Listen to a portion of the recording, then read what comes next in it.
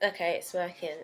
This lighting's really special, but I don't mind too much. You can see me, and I think that's all that matters. Can you hear me though? What's volume saying? You should be able to. Haven't done a video in a bit. I always say that, but I haven't really calculated how long I haven't done a video in. So I thought I'd do one today. Um, what do I want to speak about? I'm always like, what do I want to talk about? And I can never quite remember. Heavy nesting is going on with me at the moment. I'm really, not that I wasn't before, let's not get it twisted, but I'm really into making sure that this place is together for when the baby comes. And everything I've always spoke about doing, I now feel under pressure to do. And that's not just nesting. I think what we don't realize is that nesting applies to life in general. It just doesn't mean your household.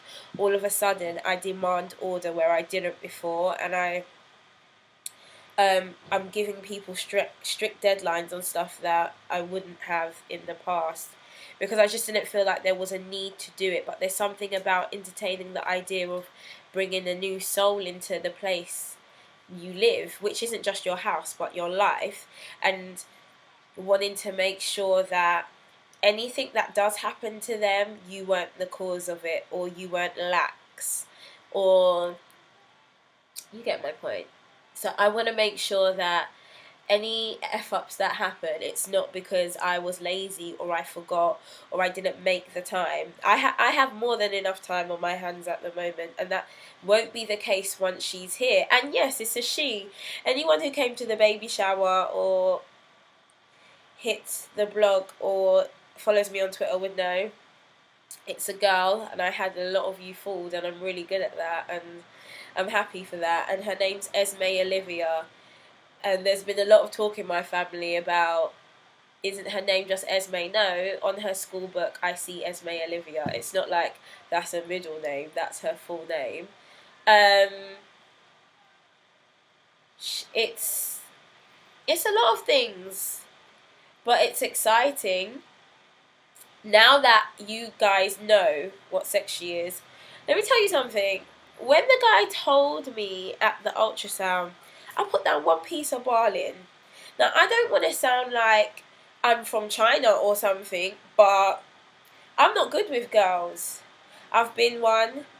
I've been through as many female friends as others have hot dinners. I'm just not built like that. I just don't have it in me, I don't think. I literally have it in me now. But prior to this, I was like, girls ain't for me, you know. And on top of that, this is very superficial, but I'll go to buy baby clothes, and the girls' ones are so whack that I just wanted a boy anyway, because if I see one more piece of pink ting with one kind of Minnie Mouse on it, I will shoot myself in the face. And I thought to myself, I cannot even imagine raising a female. The last person who I raised was my brother, so I've never. When my sister came along, I was too young to be involved in the raising of her like that. But I've always remembered being around male energy, so I couldn't really get my head around having a girl. You asked my mum, I was just lying there, and the guy was like, "Oh, you don't seem too happy." I said, "I'm not. I'm not happy. I'm not gonna lie. I'm not happy." I was bawling. But after that, you know, speaking to friends and stuff, my mum was so pissed with me because she was like, you know, people out here just want a healthy baby, blah, blah, blah. Don't get me wrong, I want a healthy baby, but I want the choice of sex as well. I want my cake and I want to eat it. But now, I couldn't imagine anything else. Bless her. And I respect her because she served me with just the most blessed pregnancy ever. And through her is the only reason I even think of doing it again, because this has just been such an easy ride. And apparently, you know, all those midwives tales or whatever they say would have it, girls don't run you easy when you're pregnant. But I've been blessed, and so I already look at her as a spirit that knows Wagwan, what I can take and what she can take.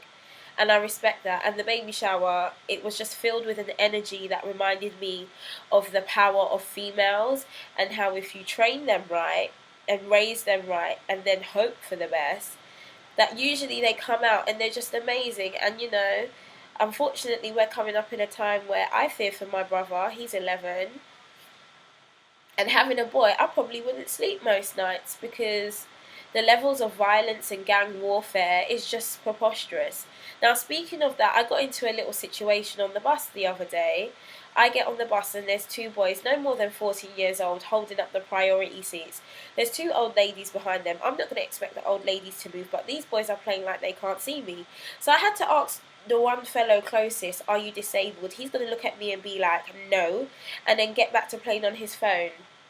I bit my tongue, but then there was something about their attitudes that was just grating me so much that I couldn't take it. And I'm not going to lie, I lost my temper in a way that you shouldn't lose when you're pregnant. And I done something that I would never advise people to do. I'd say never do that. That's just the way I was taught at school. But when I was getting off the bus, I took my hand, this one, and I gave the boy the nicest slap in his mouth. I couldn't help it because I thought to myself, this slap is the slap your mum should have given you. This is the slap that I think society wants to give you. And this is the slap that I'm giving you as someone that's not even that much older than you. I've got like a decade on you, but just someone who's like, get your act together. You haven't even had a fucking wet dream and you're out here disrespecting people and holding up seats that have nothing to do with you. These young people don't even pay for their travel. That's what got me. It's like, hold on, you're on this bus for free. I'm big ass pregnant and you're gonna look me up and down and not move. Now I must slap you for that. And just to show the kind of world we're living in, this boy slapped me back. Now before I got the chance to get into a fight, my sister jumped him and started punching him. And I don't know if he then came to his senses. He decided to recoil when my sister then gave them both the dressing down of their life. And then everyone on the bus, people started clapping and were like, oh, you know, it's nice to see people stand up to these thugs. And the thing is, they're not thugs. I wouldn't go that far. You just don't have no manners or no home training.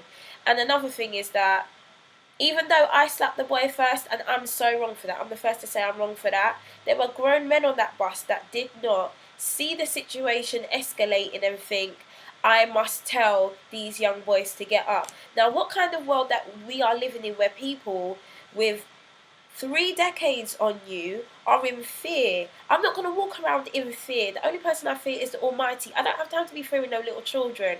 If I tell you to do something, understand it's because I've done that and I'm trying to show you the best way to do it. My brother cannot get on the bus and even bless his eyes on them seats unless A, I say it's okay, and B, he knows full well it doesn't even have to be an old person. Anyone gets on, he gets up. You are young, you're fresh, you're agile. There's nothing physically wrong with you. Do not hold up those seats. That's all I'm saying. Beyond those two young boys, the reason I slapped that one is because throughout my entire pregnancy I've been dealing with a level of disrespect on TFL that has it's just put some rage in me. I'm like Lucifer. And now, not only do I cuss you and your mum, I take your picture and I post it on Instagram because people need to know who the disrespectful people are out there. And I have no time for women that don't want to help out pregnant women. Like, even if you haven't been pregnant, there's a kinship we should have as two vaginas together that you should really know what time it is. And then those that have had kids playing like they can't see you. The other day, one woman, she must have tried to run me down with her bugaboo to get on the bus before me, and I had to tell her, what? The bugaboo is holding your ute. I'm holding mine. I must get on the bus before you. It's just common sense. And the fact that it's lacking combined with, pure disrespect and then entitlement. Young people feel entitled to these things. I never came up with the privilege of having free travel. No, say when it was summer holidays, I was in my yard every day. The only place I could go is my backyard and the park if I was lucky. So for you to be out here not even 15 gallivanting up and down on your free travel, that annoys me. Boris, snap back the oyster. It's really not that time. Anyway, what else do I want to talk about? Sorry I got fired up for a moment, but I just had to get that off my chest. Another thing I wanted to talk about, now this is totally different and I don't want to rant about it, but I want to discuss the importance of names. Not just first names. We know, we're not stupid. We know that there's a certain level of racial profiling that goes down. And if I call my daughter Shaniqua, Taniqua, or anything really ending in the us with the quas, that, when that CV rolls through, people are going to kind of turn up their nose. So we know about the first name thing. What I want to talk about is the surname thing. My surname is Brown-Brathwaite. It's double-barreled. And my father's name was Brown, and my mother's name is Brathwaite. Now, my dad was very, very upset that his name wasn't last, so that it wasn't Brathwaite Brown. And apparently there was one piece of commotion at the hospital. And then I had a talk with my other half weeks ago about why I feel, because his daughter, he's got a child already, his daughter solely has his last name. Now that's cool for some. I ain't trying to play that. I'm not saying that fathers shouldn't be entitled to the privilege of having their child carry their name. I'm not saying that. You know, it could be skewed if people are married or not. There's different rules, and it comes down to how you feel about it personally. But what I'm not trying to do is just give my daughter her father's name. Like, say, I'm not owed that privilege. I didn't get pregnant by myself, but most of the work I'm doing, please believe. And I want her, like now, I'm old enough, and since my father passed away, God rest his soul, Brown is on my birth certificate and my passport, but I don't really mess with it like that because, number one, when you start filling out forms, it's too long. They don't give you all the space for all them letters. So I had to drop Brown anyway. And beyond that, me and my dad's family don't really rock like that. So I was only carrying the name for him. And now he's gone, I suppose he gets to see me continuing his legacy in a different way, apart from his name. And I want my daughter to have that choice. I want her to be able to say, I'm going to go by dad's name, mum's name, or both. But I think just to roll over that entitlement to a man and just let the child have the man's last name. No. You need to earn that privilege with me. You don't just wake up and the kid just gets your last name and I'm a non-motherfucking factor. Have you lost your mind? Double-barreled till the day I die, please believe. So that she's able to be like, you know what? I don't really want that as an option. Now, I didn't know it was a thing until speaking to my other half that whose name comes last is important in terms of the male ego. And I'm like, I'm willing to compromise to a point. We've come to an agreement, kind of, sort of, maybe. But all I'm saying is, women, maintain your worth. Carrying a child is like, I don't know. Sometimes I feel like I can just give birth to this girl and just be like, do you know how much I've done for you? Like, I don't even need to pull out the titty and feed her. I could just look at her and be like, girl, I'm done. I am donezo. But of course, naturally, you want to do more. But I don't think, like I said, get names, especially last names. You're not entitled to that. You earn that. And even when you think you've earned that, I'm the kind of crazy woman that if you vex me too much, I will drop your name from my child's name because you don't deserve it. You're not maintaining that level of respect. And bless my mum, and bless my dad too, while their relationship wasn't perfect, and I can say this now, and he would understand it wherever he is, my dad wasn't entitled to that. My dad was not entitled to me bearing his name, period, because there were too many times where you didn't step up to the plate of being a dad. And I think just that name, they think they've got some kind of hold, and the name ain't, no.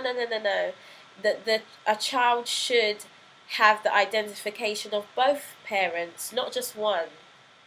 And unfortunately, men, because you're not carrying the child, that you have to earn it in a totally different way. The woman is entitled to that privilege. If a woman has given birth, she's a couple steps ahead of you in the parenting game, period. Men, there are other ways that you need to prove yourself. Other people won't agree. That's my stand on it, and I shall not be moved, believe me. Anyway, I think that, and now the lighting wants to get good. That's all I've got to say. And that was quite a heavy video, 15 minutes long.